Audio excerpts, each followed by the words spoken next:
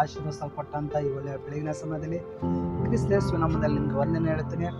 ಈ ಸಂದೇಶ ನಿಮ್ಮ ಮುಂದೆ ತರುತ್ತಿಗೆ ಬಹಳ ಸಂತೋಷಗೊಳ್ಳನಾಗಿದ್ದೇನೆ. ಈ ಸಂದೇಶ ಕೇಳುವಂಥ ನಿಮ್ಮನ್ನು ನಿಮ್ಮ ಕುಟುಂಬನ ದೇವರ ಆಶೀರ್ವದಿಸಲಿ. ಯೋಹನ ಬರೆದ ಸುವಾರ್ತೆಯಲ್ಲಿ 11ನೇ ಅಧ್ಯಾಯದಲ್ಲಿ ಲಾಜರನ ಕುರಿತು ನಾವು ಧ್ಯಾನಿಸುವಂತರಾಗಿರೋಣ. ದೇವರಿಗೆ ಸ್ತೋತ್ರವಾಗಲಿ. 11ನೇ ಅಧ್ಯಾಯದಲ್ಲಿ 32ನೇ ವಚನ ನಾವು ಓದುವಂತರಾಗಿರೋಣ. ಮರಿಯಳು ಯೇಸು ಇದ್ದಲ್ಲಿಗೆ ಬಂದು ಆತನನ್ನು ಕಂಡು ಆತನ ಪಾದಕ್ಕೆ ಬಿದ್ದು, ಸ್ವಾಮಿ, ನೀನು ಇಲ್ಲಿ ಇರುತ್ತಿದ್ದರೆ ನನ್ನ ತಮ್ಮನು ಸಾಯುತ್ತಿರಲ್ಲ ಅಂದಳು. ಆಕೆ ಗೋಳಾಡುವುದನ್ನು, ಆಕೆ ಸಂಗಡ ಬಂದು ಯೆಹೂದ್ಯರನ್ನು ಗೋಳಾಡುವುದನ್ನು ಯೇಸು ಕಂಡಾಗ ಆತ್ಮದಲ್ಲಿ ನೊಂದಿಕೊಂಡು ತತ್ತಾರಿಸಿ, ಅವನನ್ನು ಎಲ್ಲಿ ಇಟ್ಟಿದ್ದೀರಿ ಎಂದು ಕೇಳಿದನು.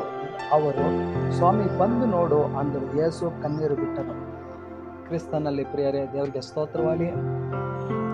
ಬೆಥಾನಿಯ ಎಂಬ ಒಂದು ಗ್ರಾಮದಲ್ಲಿ ಮಾರ್ತಲ್, ಮರಿಯಾಳ್, ಲಾಜರ್ ಒಂದು ಕುಟುಂಬ ಇದ್ದರು. ಆ ಕುಟುಂಬ ಕಂಡ್ರೆ ಯೇಸು ಕ್ರಿಸ್ತನಿಗೆ ಬಹಳ ಪ್ರೀತಿ ಇತ್ತು.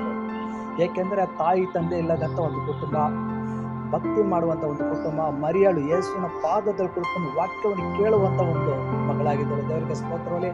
ಸ್ವತಃ ಯೇಸು ಸ್ವಾಮಿ ಬಾಯಿಂದ ಹೇಳಿದ್ದಾರೆ, ಮರಿಯಾಳು ಕೊಟ್ಟಿರೋ ಉತ್ತಮ ಭಾಗವನ್ನು ತೆಗೆಯುವುದಿಲ್ಲ ಅಂತ. ಆ ಥರ ಭಕ್ತಿ ಮಾಡಿದಂಥ ಒಂದು ಕುಟುಂಬದಲ್ಲಿ ಅವನು ಲಾಜರ್ ಸತ್ತು 4 ದಿವಸವಾದ್ಮೇಲೆ ಬೆಥಾನಿಯ ಗ್ರಾಮಕ್ಕೆ ಯೇಸು ಕ್ರಿಸ್ತರು ಹುಡ್ಕೊಂಡು ಹೋಗುವಂಥ ಸಂದರ್ಭದಲ್ಲಿ ಮಾರ್ತಳು ಎದುರಾಗಿ ನಿಲ್ತಾಳೆ.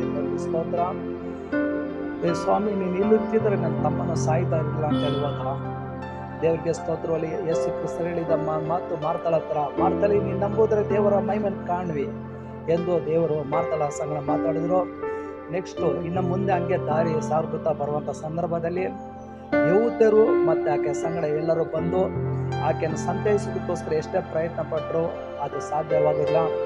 ಆದರೆ ಯೇಸು ಕ್ರಿಸ್ತರು ಬಂದ್ಬಿಟ್ಟು ಮಾರ್ತಲ್, ಮರಿಯಳ ಕುಟುಂಬನ ಸಂತೈಸೋದಕ್ಕೆ ಬರ್ತಾರಲ್ಲ, ಅದು ಬಹಳ ಸಂತೋಷ ಕೊಡುವಂಥ ಸಂತೈಸುವಿಕೆ, ಸಮಾಧಾನ ಕೊಡುವಂಥ ಒಂದು ಸಂತೈಸುವಿಕೆ, ಒಂದು ಸಮಾಧಾನ ಕೊಡುವಂಥ ಒಂದು ಸಂತೈಸುವಿಕೆ ಆಗಿರುತ್ತೆ. ಕರ್ತನಿಗೆ ಸ್ತೋತ್ರವಲ್ಲಿ.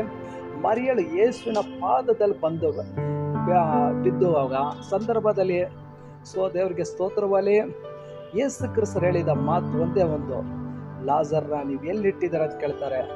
ಆದರೆ ಮಾರ್ತಲು, ಮರಿಯಳು, ಯೆಹೂದ್ಯರು ಎಲ್ಲರೂ ಕಣ್ಣೀರಿಡುವಾಗ ಯೇಸು ಕ್ರಿಸ್ತರು ಅವ್ರ ಮಧ್ಯದಲ್ಲಿ ಆತ್ಮದಲ್ಲಿ ತತ್ತರಿಸಿ ನೊಂದಿಕೊಂಡು ಕಣ್ಣೀರಿಟ್ಟು ಯೇಸು ಕ್ರಿಸ್ತರು ಪ್ರಾರ್ಥಿಸಿ ನಂತರ, ಲಾಜರೇ, ನೀನು ಎದ್ದು ಹೊರಗೆ ಬಾ ಅಂತ ಹೇಳಿದ ಕೂಡಲೇ ಸತ್ಯದ ಲಾಜರನ್ನು ಜೀವಂತ ಗೆದ್ದು ಹೊರಗಡೆ ಬರ್ತಾನೆ.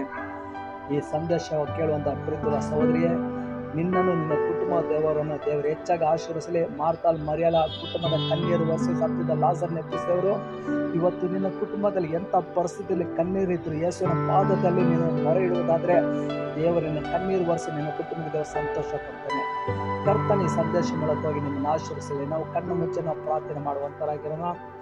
ಪರಲೋಕ ಭೂಲೋಕವನ್ನು ಒಂದು ಸೃಷ್ಟಿ ಮಾಡಿದ ಸರ್ವಶಕ್ತನಾಗಿರೋ ಕರ್ತನೇ, ಆಶೀರ್ವದಿಸಲ್ಪಟ್ಟಂಥ ಒಳ್ಳೆಯ ಸಮಯದಲ್ಲಿ ಸಂದೇಶವನ್ನು ಕೇಳುವಂಥ ಪ್ರಿಯ ಎಲ್ಲ ಕುಟುಂಬದವರನ್ನು ತಪ್ಪದೆ ಯೇಸುವೆ ನಿಮ್ಮ ಕರದಲ್ಲಿ ಮುಟ್ಟಿ ಆಶೀರ್ವದಿಸ್ರಿ. ಪ್ರತಿಯೊಂದು ಕುಟುಂಬದಲ್ಲಿ ಸಮಾಧಾನ, ಸಂತೋಷ, ಒಂದು ಬಿಡುಗಡೆ ನಡೆಯಲಿ.